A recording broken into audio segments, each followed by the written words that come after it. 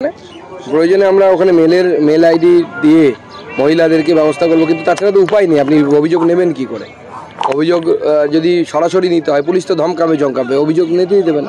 বা সিবিআইকে আমি অনুরোধ করবো ক্যাম্প করার জন্য। সিবিআই ক্যাম্প করে বসলে পরে ওখানে এসে মহিলারা অভিযোগ জানিয়ে যাবে। গ্রামবাসীরা করেছে সেগুলো তো যথার্থ। শেখ শাহজাহান, শিবু হাজরাদের বাহিনী, তোলাবাজ বাহিনী, লুটেরার বাহিনী, পুলিশ তাদের মদত দিয়েছে, পুলিশ তাদের পাশে থেকেছে, পুলিশ তারা দুষ্কৃতী হওয়া সত্ত্বেও তাদের সঙ্গে নিয়ে চলেছে। ফলে তারা মনে করছে সাক্ষর মাপ। পুলিশ কার্যত তৃণমূলের সেবাদাসে পরিণত হয়েছে। গ্রামবাসীরা তো কারোর চেয়ে কম বোঝেন না, তারা বুঝতে পারছেন যে তারা কি বিপদে পড়ছেন। সন্দেশখালী চিত্রনাট্য তৈরি করেছে বিজেপি এবং সিপিএম, পাল্টা বলছেন তৃণমূল মুখপাত্র শান্তনু সেন।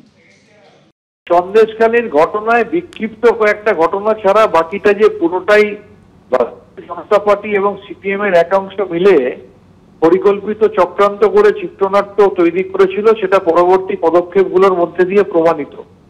সেভাবে প্রধানমন্ত্রী সেখানকার একজনকে প্রার্থী করে তার সাথে প্রণালাপ করে সেটা ভাইরাল করছেন।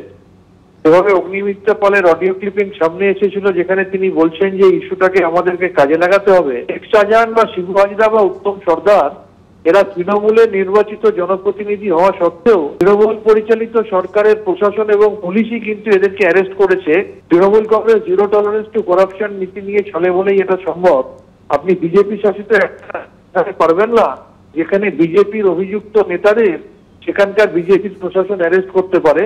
29শে ফেব্রুয়ারি রাজ্য পুলিশ গ্রেফতার করেছিল শেখ শাহজাহানকে। মাঝে এতগুলো দিন পেরিয়ে গেলেও সন্দেশখালীর মানুষ বলছেন এখনো পর্যন্ত শাহজাহান বাহিনীর তাণ্ডব কিন্তু এলাকায় অব্যাহত। এখনো কিন্তু রীতিমতো পুলিশকে নিয়ন্ত্রণ করছে শাহজাহান বাহিনী। শুধু তাই নয়, যে সমস্ত জমি দখল করে নিয়েছিল শেখ শাহজাহান এবং তার বাহিনী, সেগুলো চাইতে গেলে এখন পাল্টা টাকা চাওয়া হচ্ছে, এমনটাই অভিযোগ। শুধু তাই নয়, প্রাণনাশের হুমকিও দিচ্ছে শাহজাহানের এই সঙ্গীরা, এমনটাই অভিযোগ করছেন সন্দেশখালী বেড়মজুর 1 নম্বর গ্রাম পঞ্চায়েতের যে গ্রামবাসীরা। অন্যদিকে গতকালই আপনারা জানেন এই গোটা সন্দেশখালীর ঘটনার যে যাবতীয় মামলা, তার সমস্ত তদন্তভার কিন্তু ইতিমধ্যেই কলকাতা হাইকোর্টের প্রধান বিচারপতির ডিভিশন বেঞ্চ তুলে দিয়েছে সিবিআই এর হাতে। কথা বলবো আমাদের দুই প্রতিনিধি এই মুহূর্তে আমাদের সঙ্গে সরাসরি রয়েছেন। সমীরণ পাল সন্দেশখালী থেকে রয়েছেন এবং অন্যদিকে সৌভিক মজুমদার রয়েছেন আমাদের সঙ্গে। আমি প্রথমেই সমীরণের কাছে চলে যাবো। সমীরণ, এখনো পর্যন্ত সন্দেশখালীর মানুষজনের মধ্যে অভিযোগ রয়েছে প্রশাসনের পক্ষ থেকে যে প্রতিশ্রুতি দেওয়া হয়েছিল, মন্ত্রীরা গিয়েছিলেন, একেবারে প্রশাসনিক স্তরের উচ্চপদস্থ কর্তারা তারা ঘটনাস্থলে গিয়েছিলেন, পুলিশ ক্যাম্প করে অভিযোগ নেওয়ার ব্যবস্থা হয়েছিল, আশ্বাস দেওয়া হয়েছিল জমি ফিরিয়ে দেওয়া হবে এবং এলাকায় শান্তি ফিরবে। এখনো শান্তি ফেরেনি, ভরসা করতে পারছেন না প্রশাসনের ওপর মানুষ এবং সিবিআইতেই আস্থা। একেবারে কুসুমিতা, গতকাল হাইকোর্টের তরফ থেকে নির্দেশ দেওয়া হয়েছে যে সন্দেশখালী সংক্রান্ত যে সমস্ত অভিযোগ রয়েছে এখানকার বাসিন্দাদের, সমস্ত কিছু তদন্ত সিবিআই করবে এবং শুধু তাই না, সিবিআইকে সরাসরি তারা পোর্টালের মাধ্যমে অভিযোগও জানাতে পারবে।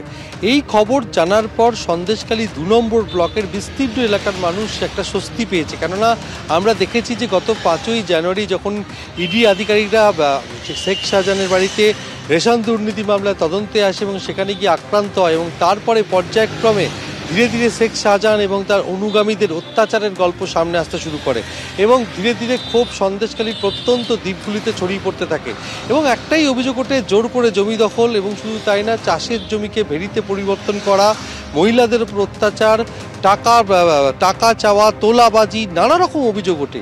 আর সেই অভিযোগের ভিত্তিতে যখন আন্দোলন হয় বিভিন্ন জায়গায়, তখন প্রশাসনের পক্ষ থেকে ক্যাম্প করে অভিযোগ নেওয়া হয়। কিন্তু যেটা আজকে জানা গেল, বেড়মজুর 1 নম্বর গ্রাম পঞ্চায়েতের যে কোলপাড়া গ্রাম, সেখানে পরিষ্কার গ্রামবাসীদের অভিযোগ পুলিশ ক্যাম্পে গিয়ে অভিযোগ জানিয়েছেন, কিন্তু তারা কোনো কিছু সুরাহা পাননি।